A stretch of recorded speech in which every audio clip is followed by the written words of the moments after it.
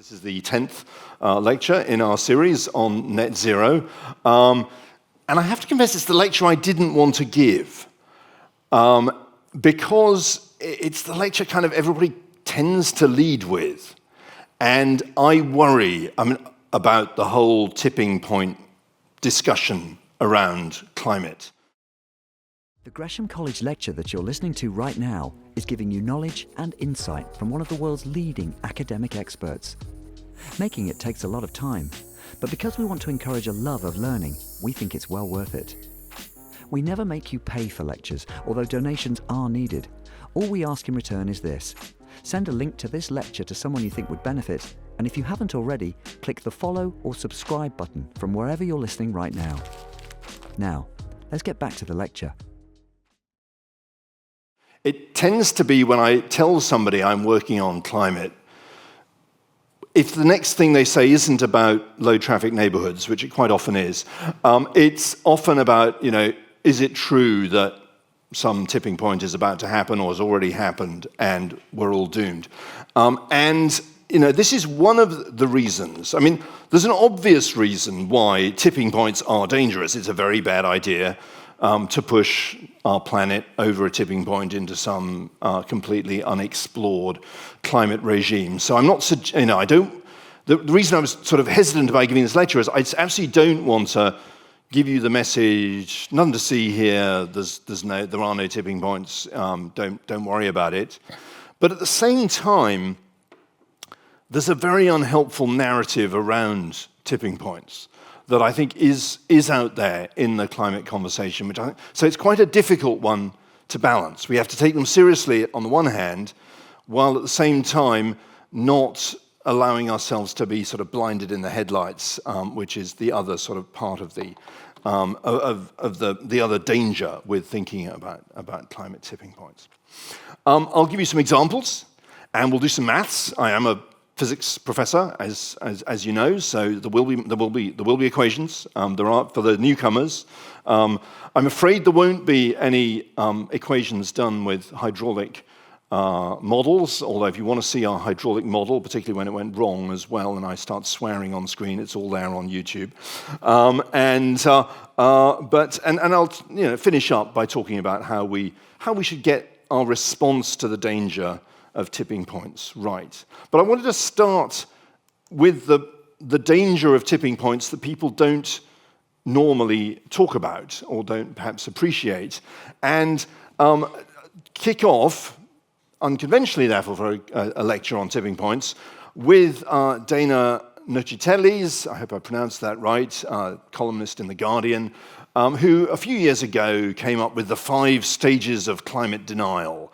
And in the opening lectures of this Gresham series, we've addressed, the challenge of people saying that there is no problem. Yes, there is a problem. Denying that we're the cause. Yeah, I've explained in earlier lectures, pretty clear evidence that we are the cause of what's going on. In the last lecture, where we talked about the impact of climate change on weather, particularly in our part of the world, we were addressing the increasingly prevalent view among some in the political classes that, yes, climate change is happening, but don't worry, it'll be fine. And actually, all the things we might want to do about it are going to be so expensive, it's really not worth it. The next stage is denying we can solve it. Here's a headline I found just looking around. I'm sure Tessa Schlesinger, she's an authoress, and so I'm sure she'd be delighted for me to publicize what she writes, but this is the kind of headline that is really, really unhelpful. It's too late to stop climate change. Now we must decide what we can save and how we can save it. That's, I hope you'll realize, those of you who've been to these lectures, the kind of headline that really grinds my gears. Because, is she sponsored by Exxon? What's going on here? You can see who benefits. Ask yourself when you see a headline like that, who really benefits from this headline? Obviously it's attention grabbing, it gets retweeted and so on, but it's obviously unhelpful. But finally, there's another headline, the sort of "it's too late" headline, which brings us to the tipping point theme of this lecture, Here's a headline, Tony Blair. Blair warns of climate change tipping points. Tony Blair will warn today that the world will reach catastrophic tipping points of climate change within 15 years unless serious action is taken to tackle global warming. Anyone, any idea when this, this article has a yellow label on it. This article is more than 17 years old. So that was from 2006. And that's the danger. You can't say this that often before everybody starts going, oh, wait a minute, they've said this before, haven't they? So the first point to make in a lecture about climate tipping points is, and I should stress, this lecture is about global tipping points, the kind of tipping points that really grab the headlines, that would affect everybody all over the world, would affect the entire planet were they to happen. Obviously, there are other tipping points, local tipping points, a riverbank being breached, that's a tipping point, classic case of a tipping point. That could be, if it happens to be the bank that keeps the river out of your living room, then obviously that's very important for you, but it's not global.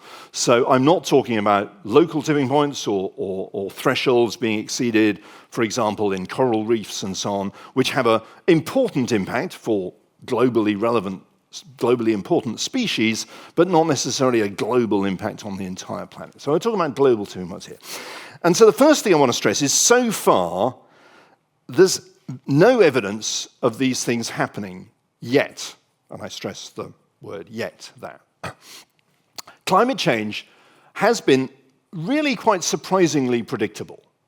And this is a figure from a report by William Nordhaus, the economist who won the Nobel Prize for his work on climate change economics a few years ago. This was published in '77, and you'll see here that line, which I'm sure he drew by hand, shows global temperatures up till that point. They were going down at the time. In fact, Time magazine had a cover about the oncoming ice age, or People magazine, maybe one of them. But they did know that carbon dioxide concentrations were going up. And thanks to the work of Suki Manabe and Klaus Hasselmann and others, they knew what that meant. And we've gone through in these lectures what that does mean. And so he was able to solve, and this was the first time anybody had actually attempted to make a prediction of the time evolution of the coupled climate economy system. And I'm sure he used a room, a computer the size of a room to do this. This was back in the mid-1970s. And he calculated the dashed line there. And that's what he predicted. And this is what's happened. It needs updating here. This goes to a couple of years ago. The blue temperatures are what Bill Nordhaus conceivably could have known about, but in fact he didn't, because we didn't observe global temperatures nearly as well then as we have done since. And the red, of course, is after he actually published his paper. And if we sort of use the magic of PowerPoint to slide it over, you can see he nailed it. He predicted we'd get to 1 degree in this past decade. It's exactly what happened. You'll also notice, by the way, that he predicts it accelerates around now, and that we get to 2 degrees around mid-century. But to reassure you, this was a prediction made by Bill Nordhaus, assuming that the world economy and the world population grew in the way they were projected to grow in the 1970s. And you may recall one of the things I remember as a teenager, lots of articles about the population boom and the fact that we were going to be 10 billion by whenever. Of course, one of the great good news stories of the past 30 or 40 years has been the fact that the world population is not growing in the way that it was.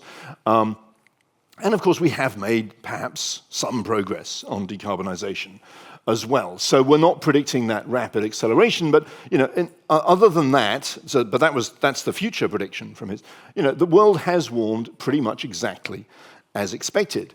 And interestingly, perhaps surprisingly, in the standard models that we use for predicting climate change, these are the models used by the Intergovernmental Panel on Climate Change, it's actually surprisingly linear. We call it a straight line response. If you crank up greenhouse gas concentrations, you can see the yellow lines there, all the way up to 4 degrees, 5 degrees and beyond. The temperature is just following rising greenhouse gas concentrations. So it's a very, very simple prediction. And in the blue lines, which are a scenario in which we manage to stabilize greenhouse gas concentrations and start them declining again, you can see that they respond, again, very predictably. So there's no evidence in these models of anything that you would associate with a tipping point, like the planet sort of going up like this and then suddenly lurching into a new state.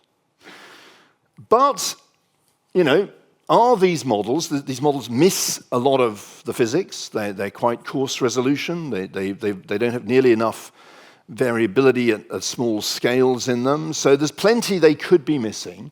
And there is a question we have to ask ourselves, are they too reassuring?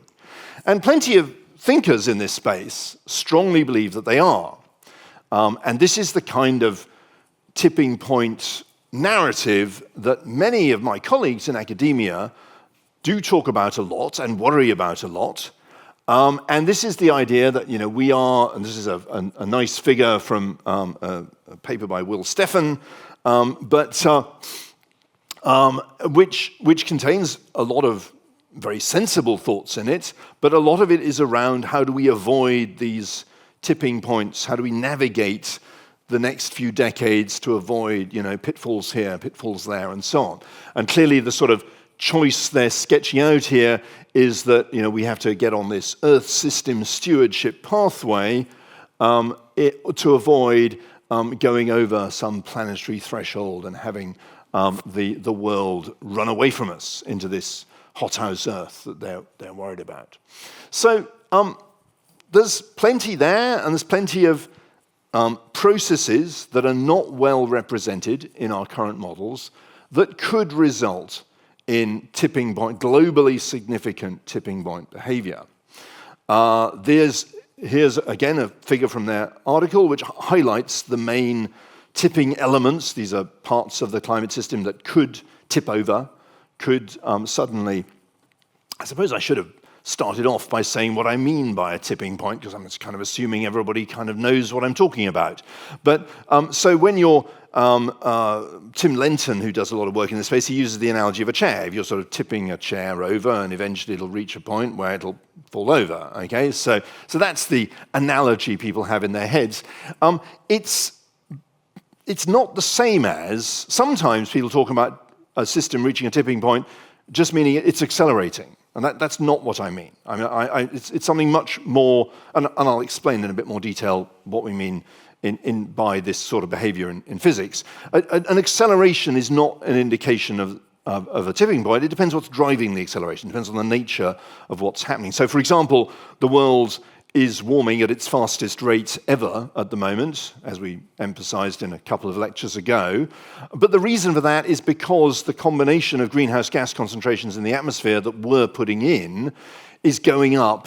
If you add up carbon dioxide, methane, and also the progress we're making on reducing other forms of pollution which were keeping the planet cool, if you add all that up, it's driving that warming. It's not that the system has crossed some boundary and is suddenly moving into a new behavior, it's just that we're pushing it really hard. So that's why it's going fast at the moment. But these are the parts of the system which we worry about, which could display this threshold behavior where you push the system along and then it falls over and goes into a completely different state. One we'll talk about first is the thermohaline circulation. That's the global ocean overturning circulation, often associated with the Gulf Stream, but it's not the same as the Gulf Stream. The Gulf Stream is a surface current in the Atlantic, which moves temperature around at the surface, in the surface waters of the ocean, moves heat around in the surface waters of the ocean. But beneath it, there's a much bigger current, which is the entire ocean, this conveyor belt carrying water northwards through the Atlantic, sinking in the Arctic and returning at depth, which both have an enormous impact on our climate, and it's the thermohaline circulation that I'll be talking about when we come to talk about tipping points. We'll also talk about the ice sheets, the West Antarctic ice shelf, and the Greenland ice sheet, which again are one of the systems in our planet that we are monitoring and concerned about crossing some irreversible threshold. And finally, the Amazon rainforest, again, which is another big part of our planet that we are monitoring and concerned about the possibility of it being pushed over an irreversible point. But we'll start by talking about the thermohaline circulation, which is the one, it was probably the first big tipping point to be discussed extensively in the climate community. It's also the one where I'm most familiar with the processes involved, so I'm sort of most comfortable talking about it. And it also gives me a chance to remind those of you who were at my earlier lectures of things you've already heard about. So I can ask you. I won't call out the audience here. But if you were at my third lecture last year, where we talked about the ocean physics behind net zero, there's a few people looking slightly nervous. Is he going to pick us out here? And I was spent quite a lot of time in that lecture talking about why the deep ocean is so cold, why we have this very constant temperature in the deep ocean.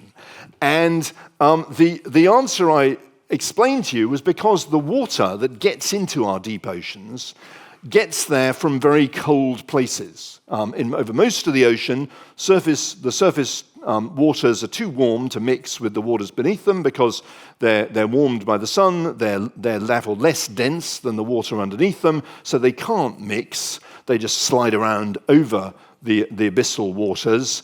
And the only way water can get from the surface layer down into the deep ocean is through these relatively isolated regions of so-called deep water formation, which are highlighted in this graphic near Antarctica and in the North Atlantic.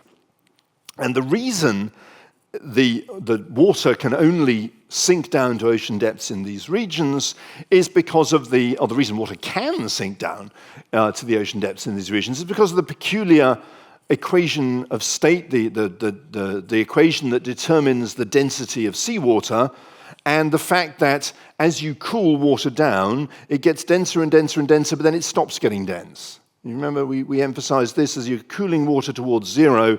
Eventually it stops getting dense. And of course, when it freezes, the ice floats, so it sort of becomes less dense again. So there is a point at which water is no longer, the density of water is no longer as sensitive to its temperature and becomes sensitive to other things.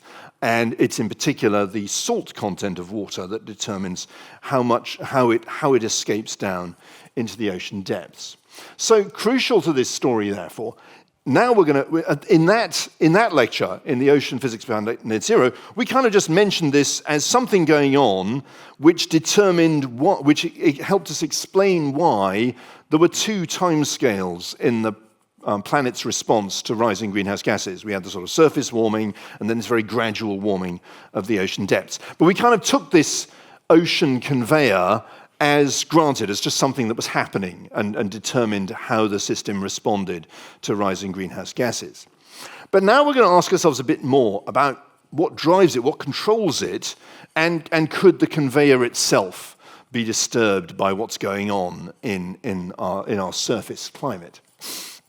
So here's the question: what are the controls of that great ocean overturning circulation, the thermohaline conveyor? And on the one hand, we've got accelerators, things that make it go faster, which is, for example, the fact that polar waters are colder than equatorial waters, which makes them denser. I mean, even so because equatorial waters are much warmer, so their temperature does matter at those at the surface, and so you have the cooling of polar water, the fact that the poles are colder than the equator is essential for this overturning circulation to be set up. We also had, and I emphasized this in the ocean physics lecture, that evaporation and ice formation in these cold regions makes water saltier, and therefore that also makes the water denser and allows it to escape down into the ocean depths. But on the other hand, there are brakes on this overturning circulation. And the most obvious one is just, as it were, friction, like any conveyor belt. It's got to overcome friction. The friction we're talking about here, because it's a fluid and it's on very large scales, it's actually really mostly the role of eddies in the system. So interestingly, when you try and model the behavior of the ocean on very large scales, you have to model it almost as quite a sort of sticky, syrupy substance, because you're not resolving all the little eddies that actually slow it down. We digress slightly here, but you've probably noticed this. If you're trying to suck water through a straw, if you suck it slowly, you don't have to suck very hard. But if you try and suck really quickly, you'll notice suddenly it becomes much harder to get the water through the straw. Okay, do try. Don't choke yourself doing this. But what you're seeing there is the fact that as soon as the flow through the straw becomes turbulent, it actually the resistance to the flow goes up a lot, very very rapidly, and so turbulence in the ocean slows down this overturning circulation. So that's one thing, one sort of break we've got on this overturning. But the other really important one is the fact that it's not just evaporation and ice formation that I talked about in the last lecture, that's the lecture in the oceans lecture, that matters in these polar regions. We also have precipitation. We have rain, snowfall, and so on, which is fresh water being added to our Arctic oceans. And of course, ice melts as well, both sea ice and also ice on ice shelves and ice caps. And that injects fresh water into the polar regions, making it fresher and therefore making it less dense and therefore slowing down the formation of deep water. So you can see it's the balance between these two things that determines how strong the ocean overturning circulation is. And I've highlighted the precipitation one because that's the one where we believe things may be happening which may be affecting the strength of the global overturning circulation. Because if we look in those climate models, and these are the same climate models that gave us that very linear, boring, warming response to rising greenhouse gases that I showed you, this is what happens to precipitation in those models. And you'll notice that in the Southern Ocean, in these regions where there are important deep water formation regions around Antarctica, precipitation is predicted to increase a bit, 10, 20% or so. And there's no sort of hatching there, which means the models are pretty much in agreement. 80% of models agree, as it were, that there will be an increase in rainfall in those regions. In the North Atlantic, you'll notice the colors are a bit washed out, so it's kind of around zero. But you'll also notice there's lots of diagonal lines. So we really don't know what's going to happen in the long term to precipitation in the North Atlantic. By the way, because somebody's bound to be wondering, you'll notice that the UK is blue and there isn't, so I'm sorry, the consensus is pretty clear in the models that the UK is going to get a bit more wet and miserable. Anyway, but we're talking about the global picture here. And a long time ago, Henry Stommel introduced a model of this process, the overturning circulation, and how it might depend on these external drivers that actually captures the essential sort of conceptual ideas of the whole tipping point, ocean tipping point discussion. Henry Stommel was very, very interesting. He died, I think, in the 1980s or 9 maybe. But but he was one of the great oceanographers of the 20th century. And one of the last ones, he never did a doctorate. He was a craftsman of the oceans.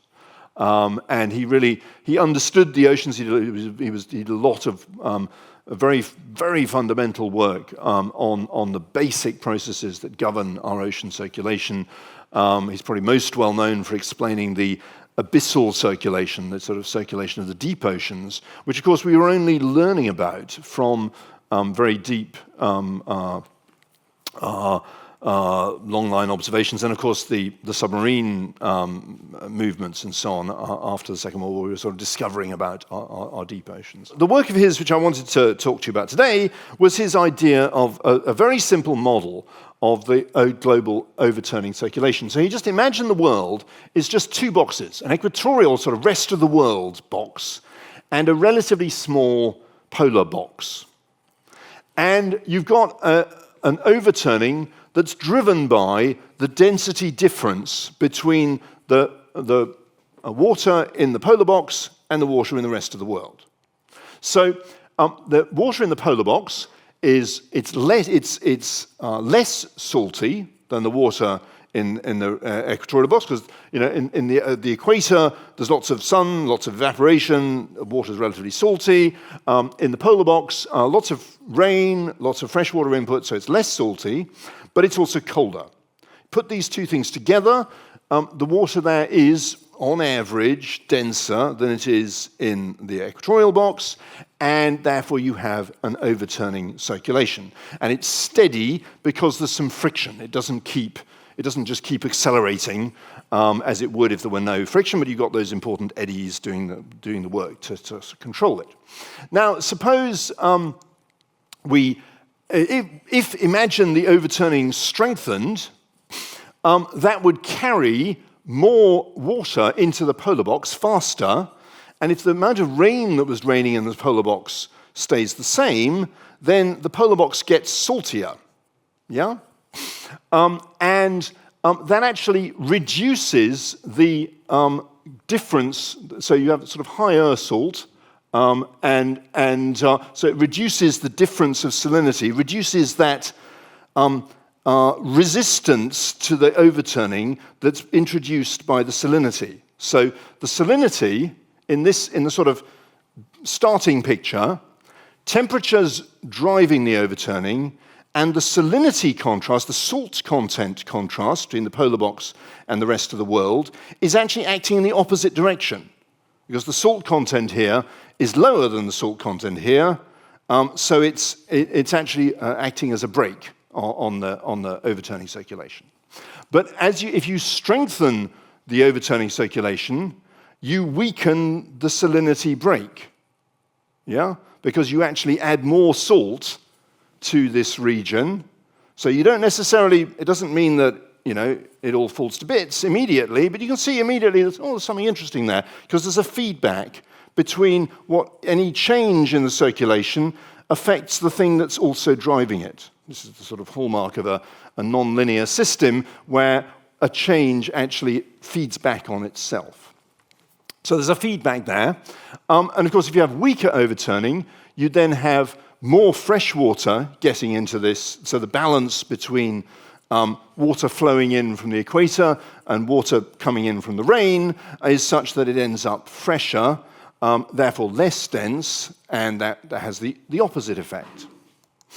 And of course, if you reverse the overturn, this is crucial in Stommel's model, is that if you reverse this whole overturning, then you have exactly the same flow of salt into the polar box. You have the same setup, but you have even lower salt there because this is much weaker circulation. So let's sort of think about what this model means with a few very simple equations. So we'll call the overturning strength Q. That's the flow of water measured in something called a sphere-drup, which is a sphere-drup is a square kilometer of water moving a meter.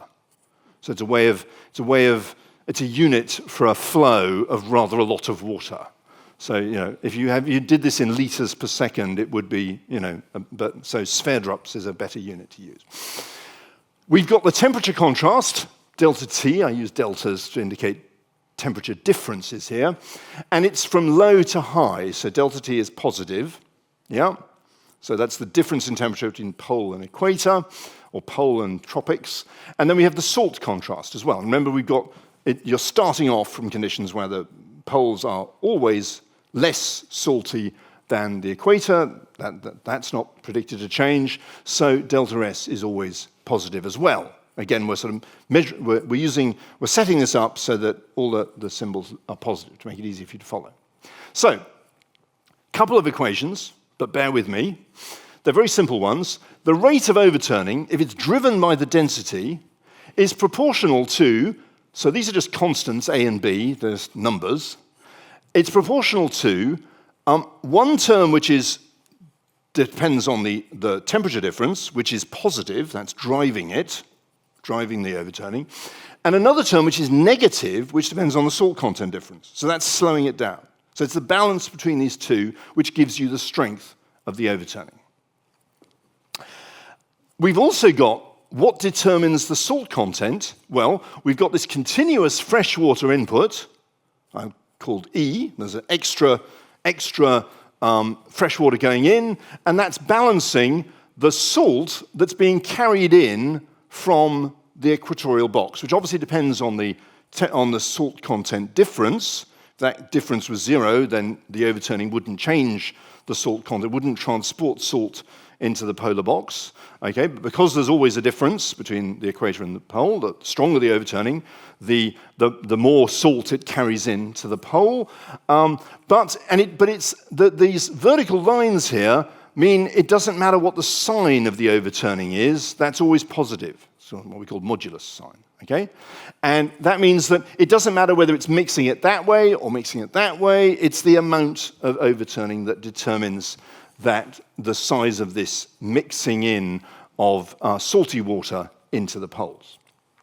So those are our two equations. They're the only two equations in this lecture. So if you hate equations, you've made it. We've got past them, and we can now talk about what they mean. If we just rearrange things, this is the same equation. Okay, just before, in case you get suspicious of me.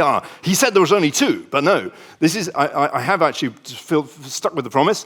Hopefully you can see that that's just, I'm just taking this equation and plugging it into that one, and I say that the rate of overturning is just some constant, that's the overturning we would get if the salt wasn't doing anything at all, minus this term which is proportional to 1 over the rate of overturning itself. And, if you go away and somebody's shaking their heads as if, he's trying to bamboozle me. But you can rearrange this equation and get to that equation fairly straightforwardly, and encourage you to go and do this. We can simplify it even further. And again, I'm just rearranging here. You can see I'm just dividing by Q0 and introducing a new little symbol, delta, which is just, a combination of these constants. And this boils the thing down into a single, very, very simple equation relating Q to something which is 1 minus a constant divided by the size of Q, the modulus of Q. So I'm saying if the overturning is in equilibrium, that's what determines that it satisfies that equation.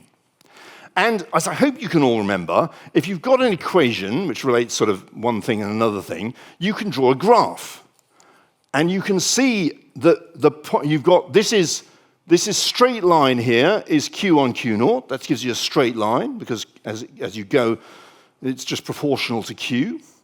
And then these dotted lines here are proportional to 1 minus delta on the absolute value of Q. And so 1 over Q gets big when Q is 0. Yeah? So 1 minus 1 over Q disappears into the floor. Yeah? That becomes infinite and so you can sort of see why the dotted lines are the shape they are, I hope. And the fact that it's symmetric is because this is the modular sign. It doesn't matter whether Q is positive or negative, the dotted lines are the same on both sides of 0. So that's where we are now. So I hope you'll realize it was worth it going through this equation because it helps us understand the whole principle of tipping points here. This is where we are now.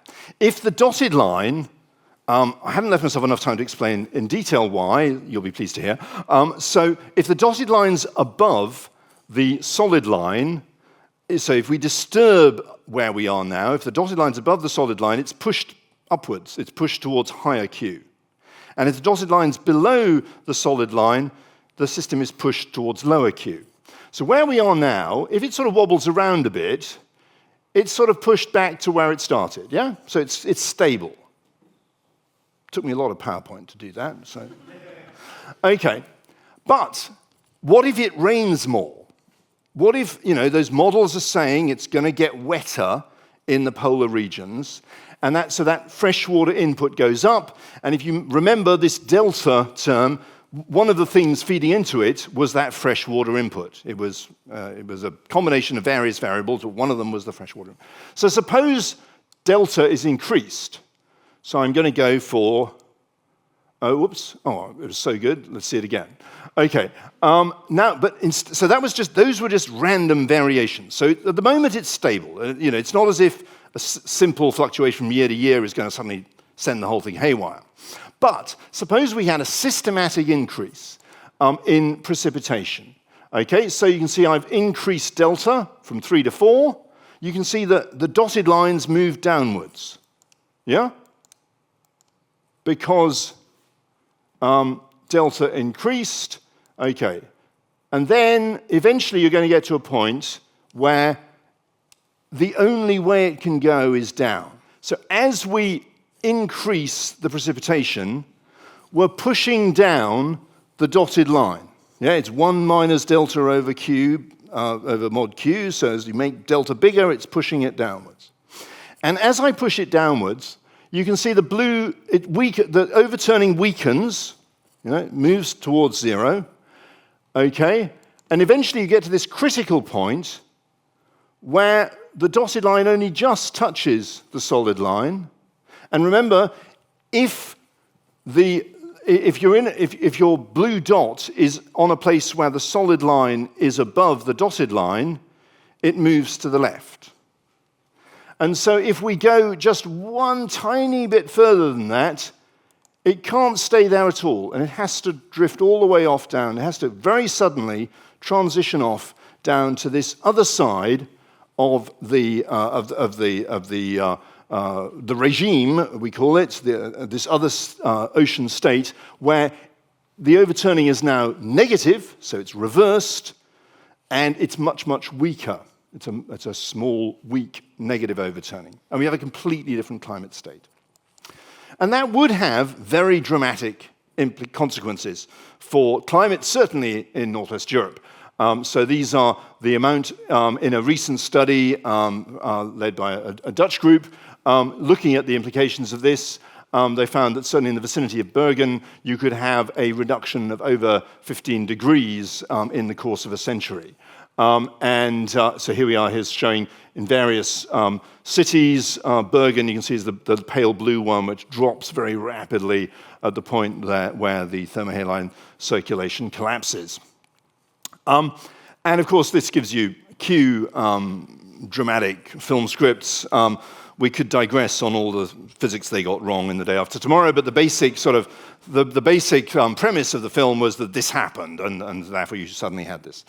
Now, it's important that in those models that I showed you, the sort of standard climate models, we do see a weakening of the overturning circulation, but it's not, in none of them does it look like this over a cliff scenario. The overturning circulation's getting weaker. It does have some climate impact, but it's not showing this tipping point behavior. But that's those models, and there are cases, with the right experimental setup, if you deliberately dump lots of fresh water into the North Atlantic, you can eventually drive one of these models to go over a cliff and transition to a completely different state. So this is a case where you can see the thermohaline circulation is trundling along, and then they start pumping in fresh water, and after a few hundred model years, it suddenly goes over a cliff, and you get that sudden transition behavior. And what's happening in this model, this is a very complicated model of the whole Earth system, but the essential physics of it are pretty much the physics I explained to you from the Stommel model. That's essentially what's going on there. Now, and there is some evidence that this has happened in the past. So, the paleoclimate community, the ice core community, love to plot time backwards. So older is over here and younger is over here. So sorry about that. But flip this around in your head. So moving out of the last ice age, you can see that temperatures were warming. The pink line is temperature in Greenland. Temperatures were warming, and then very suddenly, dramatically fell off, well, on a couple of occasions, fell very rapidly back down to ice age conditions, and then even more suddenly recovered and popped out of the ice age again. This is called the Younger Dryas event. And there's a pretty good theory.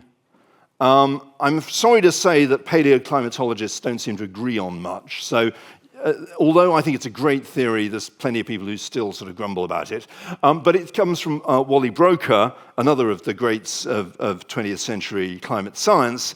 And he pointed out that as the Laurentide ice sheet, this ice sheet that covered North America, was retreating, it created, just the presence of the ice, created a massive lake called Lake Agassiz, which no longer exists. But it was a bigger lake than all of the Great Lakes combined, trapped by the ice sheet as the ice sheet was retreating. And at some point, of course, the inevitable happened.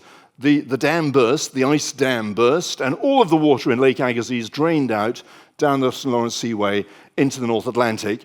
And that would give you the kind of very sudden influx of fresh water that you would need to potentially suddenly shut down the ocean overturning circulation.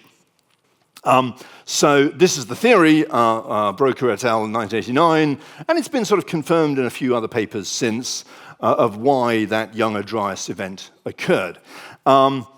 There's lots of other papers. Every time somebody publishes papers saying there's evidence for this, somebody else publishes a paper a few months later saying, yeah, but the dates aren't quite right or whatever. Anyway, but they argue about it. But it's a great theory.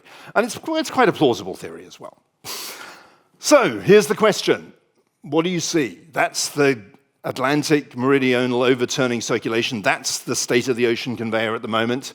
Yes, it's gone down, and it's gone down significantly in this period we've been observing it over the past 30 years or so.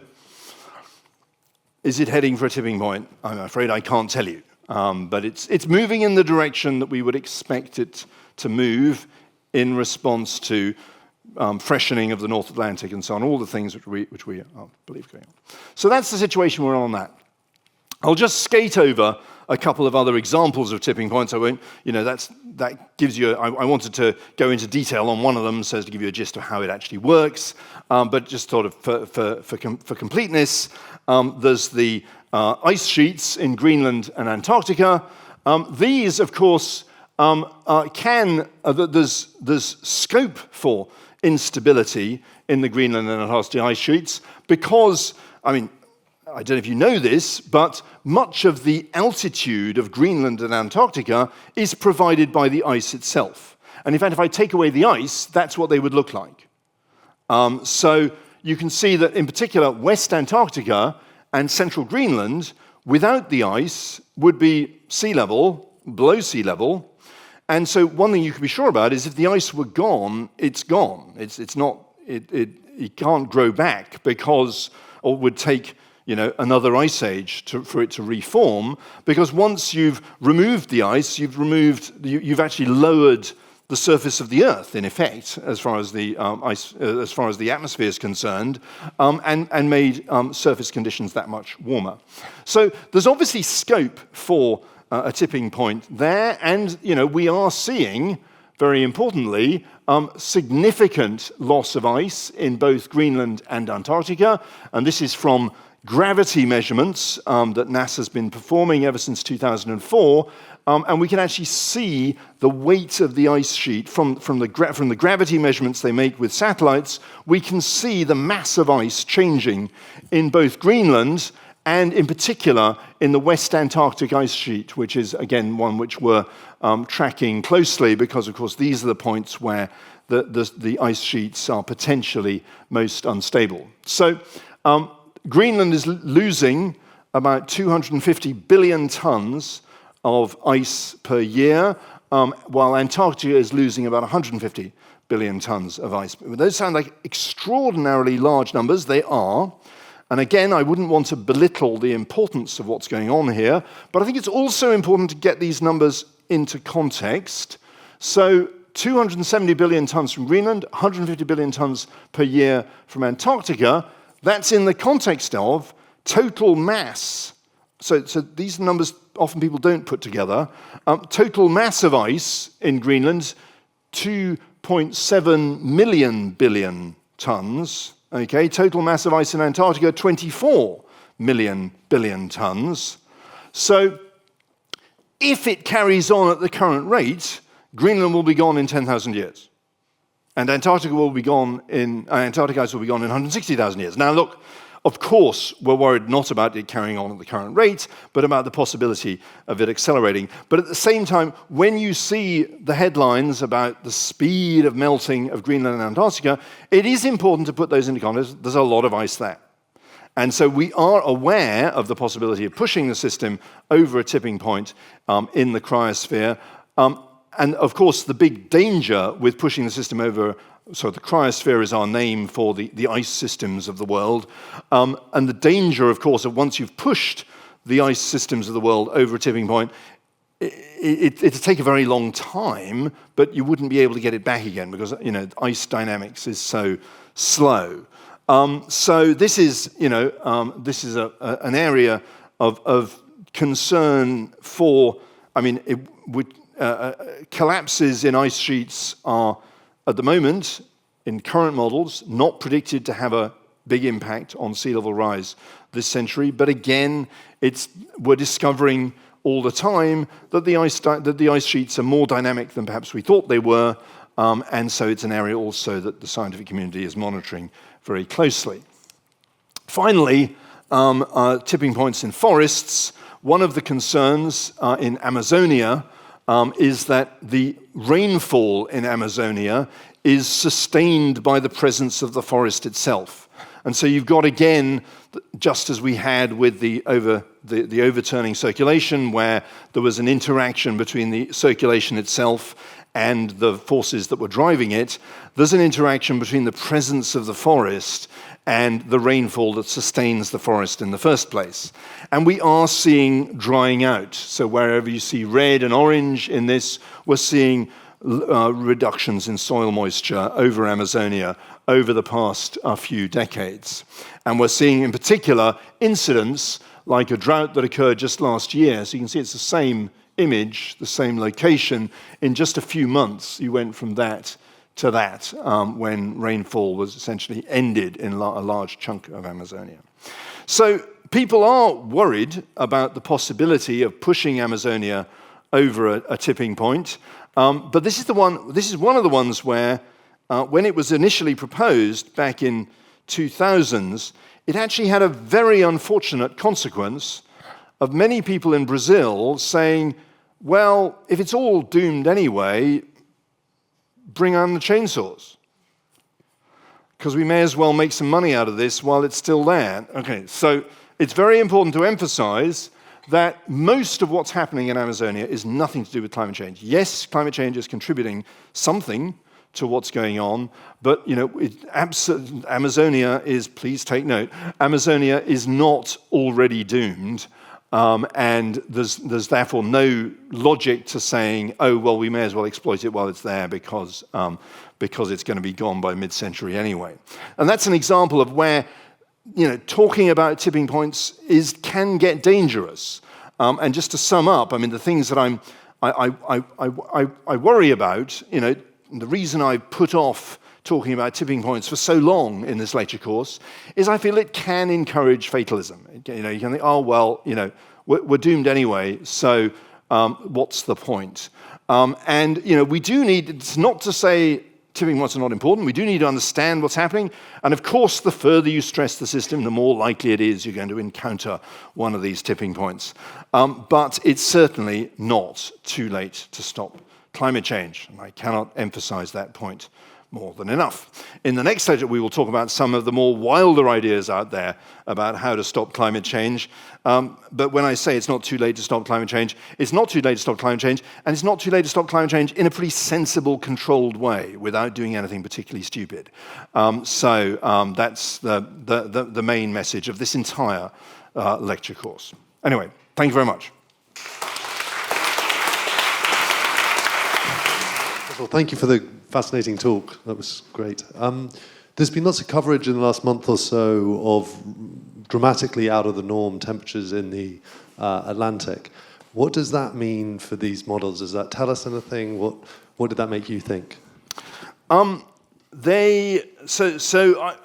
don't think anybody knows why this particular mode of warm water in the Atlantic has occurred. It's a mode of variability that we weren't expecting, it was. This is all part of the so-called marine heat wave that happened last year. So ocean temperatures were extremely warm last year. Undoubtedly, climate change will have contributed to that. Of course, in other parts of the world, El Nino will have contributed to that. But I don't think we know why. But it's a part of. But we don't know why it's happened. It is a part of the world where there's a lot of ocean variability. So it's not inconceivable that this is a natural phenomenon, and that part, obviously, the component of the warming that's baked in from greenhouse gas emissions, that's going to stick around. But I guess we probably have to hope that this will be that a lot of this anomalous warming in the North Atlantic is a natural fluctuation. One of these wobbles in the overturning circulation and in the Gulf Stream that happens perfectly naturally. Of course, one of the things people do point out is these kind of fluctuations get bigger as you approach a tipping point. And that's actually one of the things that people have pointed out, is that as you get closer to the tipping point, it becomes less and less stable and eventually sort of tips over. And so if we see bigger fluctuations, is it a harbinger of reaching a tipping point? And that has been discussed in the scientific literature. But I think the jury's out on that one. So I'm sorry, I can't give you a very satisfactory answer to that question because we just don't know. Cool. I'll take one from the online audience, or somebody who may have submitted it in the room. In your opinion, you showed a range of potential tipping points on the slide. In your opinion, which do you think will affect humans the most, or will it be a combination of a number of them? I mean, to be honest, the tipping points that I think are going to affect humans the most are the ones that involve humans directly. And we'll talk a bit about that both in the next lecture and in next year's lectures. It's when you stress a society and then everybody changes their mind and goes off in a different direction. That's the kind of tipping point. That's the kind of tipping point that I think we're going to worry about well before we have to worry about these ones. So that's the tipping point that keeps me awake at night. And there's plenty of evidence of societies crossing tipping points and moving in unpredictable directions. With our own feedback loops in the system. With our own feedback loops in the system. Yeah, you can think about that. That simple model I was showing you. You can replace the terms with, voters and things, and you can see how things can happen quite dramatically. You said that the ice in, say, Greenland, for instance, would disappear in 10,000 years at the current rate. At the current rate, very important to stress. What I was going to ask is, presumably that would slow down at the current temperature rise, at the current level of global warming, would it? And the second related temperature is, at what rate of global warming would guarantee the ice will totally disappear? Yes, that's a great question. So we obviously have to rely on models for this. It's not something we can experiment with. But the current consensus is that if we sustain temperatures over 2 degrees, eventually we will doom the Greenland ice cap. I mean, you could argue the Greenland ice cap's doomed anyway, because on a 10,000-year timescale, it was going to go. I mean, during an interglacial, the only thing which will save it is another ice age, if you see what I mean. So, but on the other hand, if we push temperatures up by 2 degrees, that's probably enough to to doom it eventually. And the reason is because if you warm surface temperatures, the surface of the ice itself descends, and as I hope you remember from our atmospheric physics behind net zero lecture, the lower you go in the atmosphere, the warmer it gets. And so there's a feedback effect there that as the ice gets thinner, the surface temperatures go up, and so it melts faster and makes it harder for snow to accumulate to restore it. So around 2 degrees, if you held temperatures at 2 degrees indefinitely, it would probably go anyway. But as I say, it may be. You may be talking about bringing forward the demise of the Greenland ice cap by 5,000 years or something, but it's still a very long timescale process. But that said, so what we're really worried about is not that kind of rather dull dynamics of just the whole ice sheet, but the possibility of large chunks of the ice sheet just going unstable. So in particular, those regions, so the West Antarctic ice sheet, where the bottom of the ice sheet is well below sea level, is if seawater penetrates there, the whole ice sheet itself can be destabilized. And I mean, it couldn't happen in one block, but in principle, large chunks of the West Antarctic ice sheet could suddenly start to break off and drift off into the Pacific, at which point they would melt very rapidly. So that's a serious concern, because that would, of course, drive very rapid sea level rise, and potentially also dump a lot of fresh water into the southern oceans and affect the overturning circulation. So, so that's the kind of thing that we don't want to happen, and that's the kind of and of course, the warmer we make the planet, the more likely that sort of process becomes, and that's why we're monitoring what's happening in Antarctica very carefully. And that's so probably more so than what's going on in Greenland. I think the news coming out of Antarctica in terms of sort of discovering how dynamic the West Antarctic ice shelf is in particular is pretty worrying. Excellent. Now we've had a couple of questions. Actually, we go right back to the beginning of your lecture this evening, when talking about the phases of climate change denial. Yeah. And people have picked up a couple of different phases of that to ask you about the communication. So I'll chuck in both questions at the same time. They're slightly different angles on the same thing. So one is about what do you think the key problems are of explaining the level of catastrophic risk related to climate change? And the second one is how can the media reduce the late nature of the climate fatalism of it's too late? So one is right at the beginning of the chain. Yep. How do you address that? And the other is at the end of the chain. How do you address that? I think as humans, we seem to be very bad at getting our minds around planetary scale risks. People almost seem to like it. It's slightly weird. There's a sort of weird fascination with global. Why do we watch disaster movies like The Day After Tomorrow? There's this sort of odd fascination with disasters that affect everybody. In a sense, I think we find it almost reassuring. In fact, they did public surveys of that film in Germany before people saw the film and after they saw the film, and they found that people actually came out of the film feeling reassured about climate change. And there was two reasons that. I guess one of them was people looked at the film and thought, well, if that's what it is, that's ridiculous. It's obviously ridiculous. I mean, don't worry about that. But the other thing is this message that somehow climate change is something that's going to affect everybody, like a world war, in which case somebody else will deal with it. It's not, it's not your problem, which is why I emphasize to people that the real problem with climate change is not these kind of massive global changes that affect absolutely everybody, but the fact that it exacerbates injustices between countries to the point where it will generate, I fear, geopolitical conflict. And this, of course, is looking forward to the final lecture of this series, where we talk about the justice implications of all this. So I think.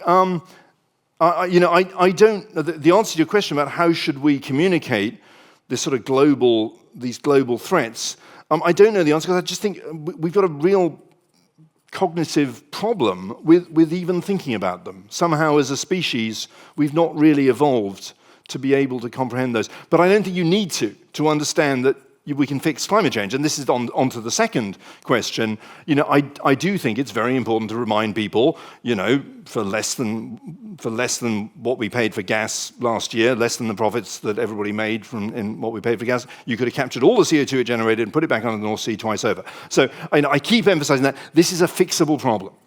And that's why people need to recognize that, because that avoids you getting sort of caught into the spiral of doom that a lot of discussion of tipping points tends to degenerate into.